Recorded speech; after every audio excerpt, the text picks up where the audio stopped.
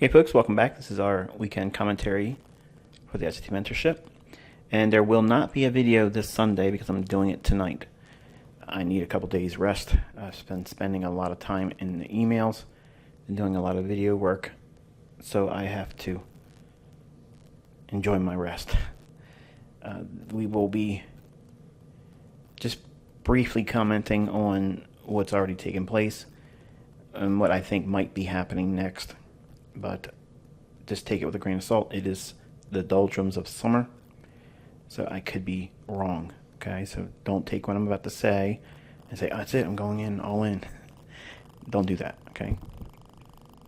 All right, so we see the dollar index here is our daily chart. And the market's traded up into our volume imbalance and not quite closed it in yet. We have relative equal highs. And it looks to me like we're probably going to challenge that high. The reason why I'm saying that is because we've consolidated in here, and every time we've come down, we're rebalancing or coming back into an order block, and it just seems like it's building up momentum, really, pent up momentum that will be released probably on this high here. I don't see it topping like this. I mean, it obviously can make me look like a fool and do so, but it doesn't look like it's making an attempt to form a top. So it looks like it might release on the upside. And I like the idea of it coming up above here, finding some support here at the premium high of the volume imbalance, and then making a mad dash for this high. So that's what we're looking for. Otherwise, it's probably going to stay in a range here, and that range would be defined by this low and the premium high that's yet to be traded to yet. Hourly chart on the dollar index.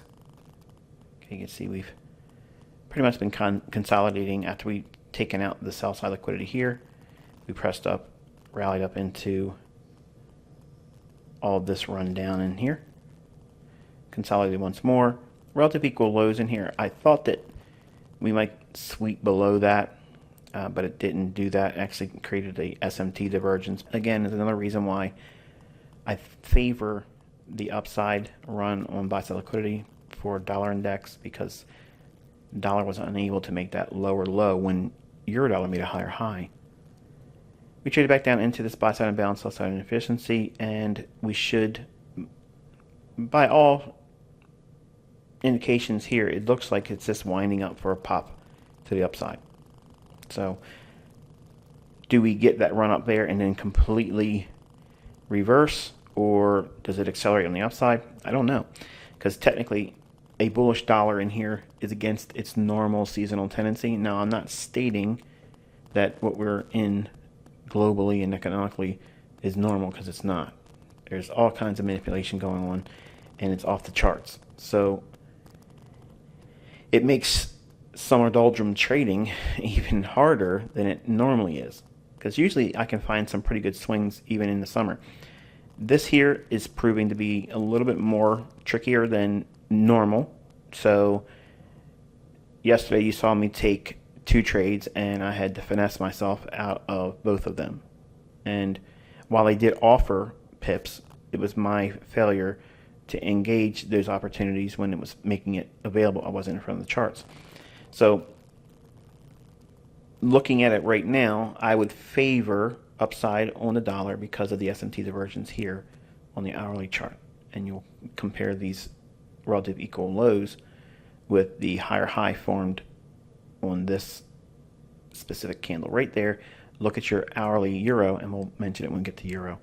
It actually creates the higher high in euro, but not the lower low in dollar. That's SMT divergence, indicating that the dollar was unwilling to make the lower low, showing relative strength. So it should press higher, in my opinion. 15-minute time frame. Again, keeping things real simple. Not a whole lot of lipstick on the chart. Just consolidation all day today. Nothing real exciting. But I think we'll probably press up into that old high on the daily chart going into next week. What violates that idea? If we trade below this fair value gap right there. Because if we take out this low and we completely close in this and go below it, We have South Dakota here, imbalance, fair value gap, and then liquidity resting below here. So I would not be so bullish if we take out this. I'm not thinking we're going to go down here, clean up this, and then reverse go higher. I don't think that. I'm thinking if it goes below here, it's going to go below here, and then come back in, and then try to work out these areas in here, and maybe work in this breaker. Low, high, lower low, up close candle. So it's better for it to stay, if it's going to remain bullish, stay above this fair value gap.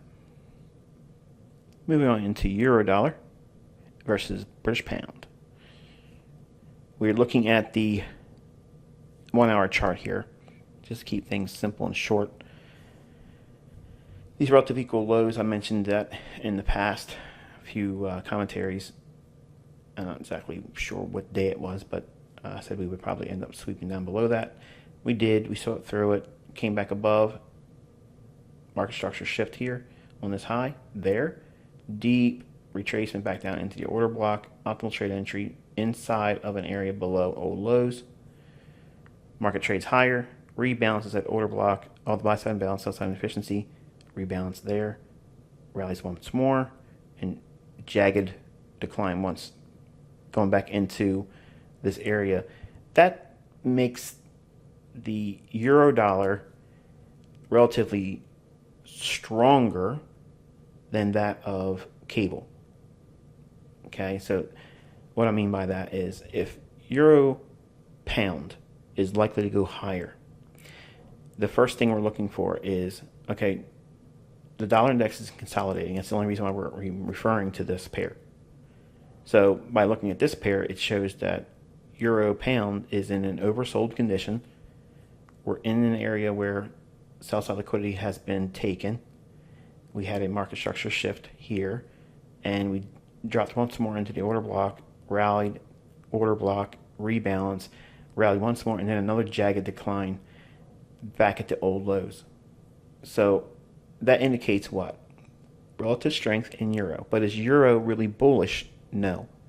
So that tells you what? It tells you that the cable market, or pound versus dollar, is the better sell. But we don't necessarily need to see that British pound chart to see that, because we can see it in the euro chart versus the pound. All right, euro dollar daily chart. You can see consolidation hanging around inside the propulsion block. I do think we're probably going to end up trading through that and attacking the sell side liquidity here. It may even run for the sell side liquidity over here. Cable looks even better for a run below its relative equal lows back at these same respective dates. But what changes that if we trade above this high right there? If we trade above that high, then we'll have to contend with this here. But right now, it just looks like dollar's going to try to press in next week into that old daily high. And that would indicate that we're probably going to work inside the sell side liquidity here. And maybe if things get accelerated, maybe actually attacking this. And that goes against the seasonal tendencies. So again, there might be something else going on behind the scenes. And I'm not so much of a fan of the Fed saying they're going to raise rates in the future. They're not doing it yet. They're just talking about it.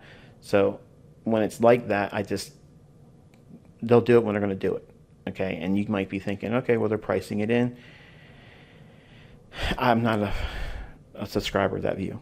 Okay, I just think that there's something else going on, and I don't necessarily need to know exactly what it is. I just know that I need to be cautious. Okay, so I'm not trying to understand everything. I'm not trying to know everything. I'm not trying to be omnipotent. Okay, I'm trying to be observant in terms of what the risks at an elevated level as they are right now, in a time period when it's not likely to give out a lot of strong price moves, because number one, we're in the summer. Two, we're going against seasonal tendencies. So we have two things going against us right there. So why are you trying to push it, or why would you be trying to push it in the marketplace in these conditions? It's better not to do that. So moving on into hourly euro. Again, consolidating the last 2 days here. It's just been real sluggish. So again, that's telling you what? Euro is relatively stronger than cable. based on euro pounds trading and its technicals. So you don't do anything with euro, you move over to British pound, and it's going to be on the sell side of the delivery, not trying to buy it, not trying to do anything other than look for shorts. I like these relative equal lows here with the higher low over here. So this might roll over next week. But right now it's being held in consolidation because dollar's in consolidation. So that means you go to the crosses. The euro pound indicates it's bullish. So it's relatively stronger in euro than it is for cable. So cable's going to have a weaker price chart, and it should have a lot of premium arrays being respected.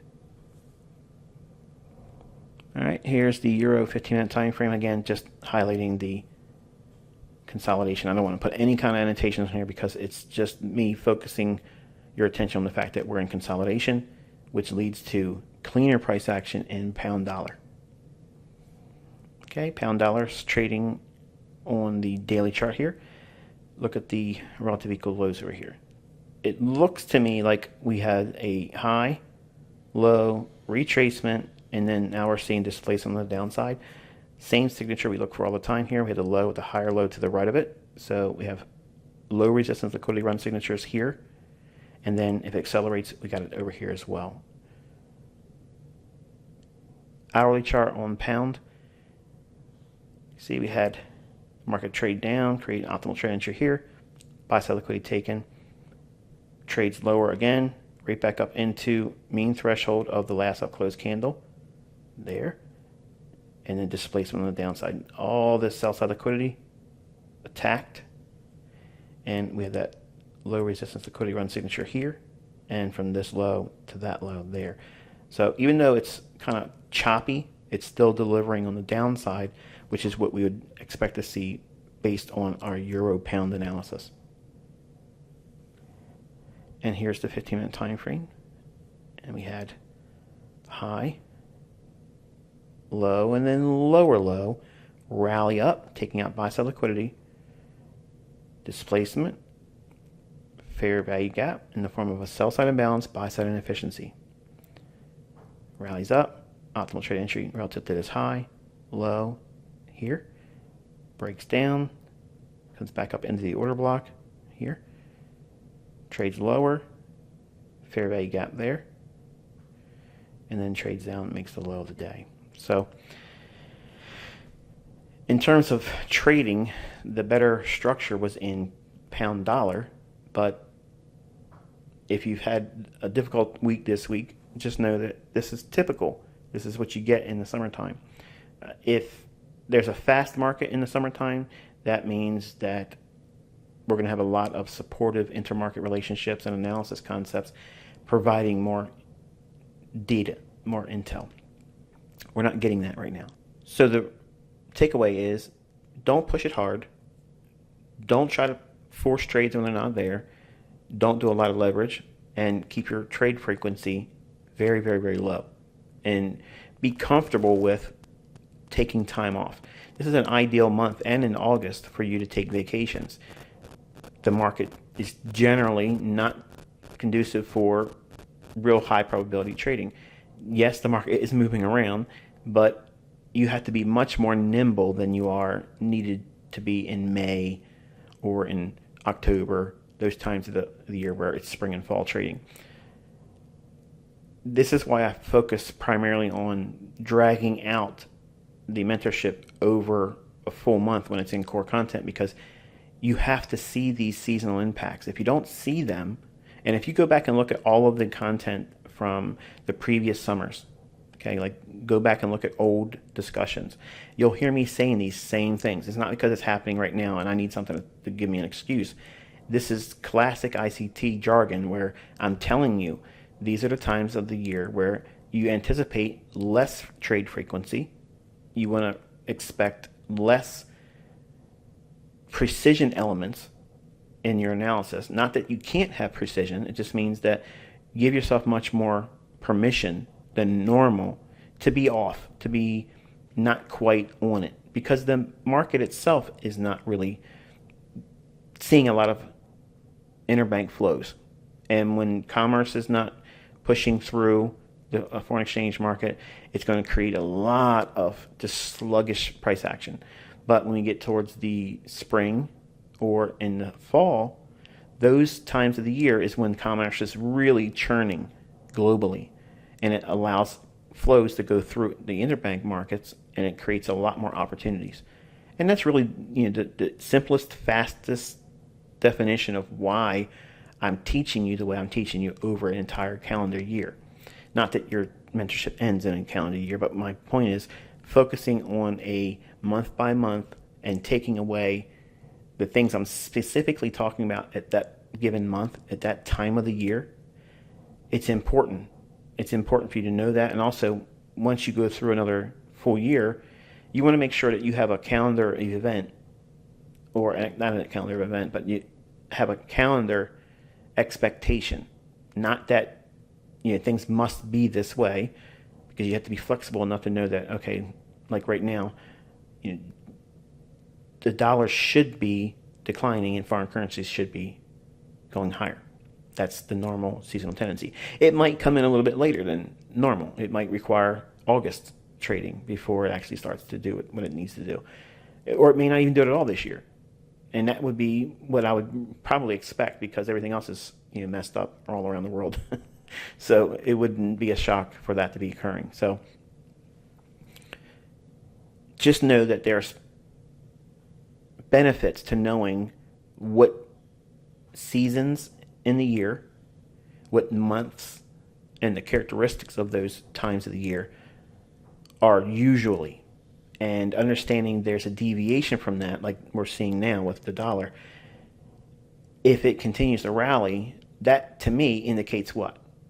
If it rallies and goes higher than its daily high that I'm calling for, if it trades through that and finds strength, that really underlines the bullishness that dollar would be indicating at that time, because seasonally dollar's weaker going into the fall, whereas right now we have a stronger dollar, and that's flying in the face of normalcy. So that would indicate there would be bigger moves in the coming weeks and months that would be against the normal seasonal tendency. And that takes a little bit of experience. It takes a little bit of just trusting the charts and just going with that and trading what you see, but nonetheless experience. And this is actually a good thing for you to be encountering, because we're moving away from what is normally seen. So now how do you navigate that? How do you engage the marketplace? Well, you have to be very selective in what you're trying to trade, and try not to be overbearing about what your analysis is calling for, or what your opinion of the marketplace is, and try not to impose your will on it. Okay? And that, my friends, is going to be it. Very simple. Trying not to give you too much to work with. I'm not trying to dangle any carrots, because right now I'm practicing what I'm preaching. Have yourself a very safe weekend. Relax, and I'll catch up with you on Monday. Be safe.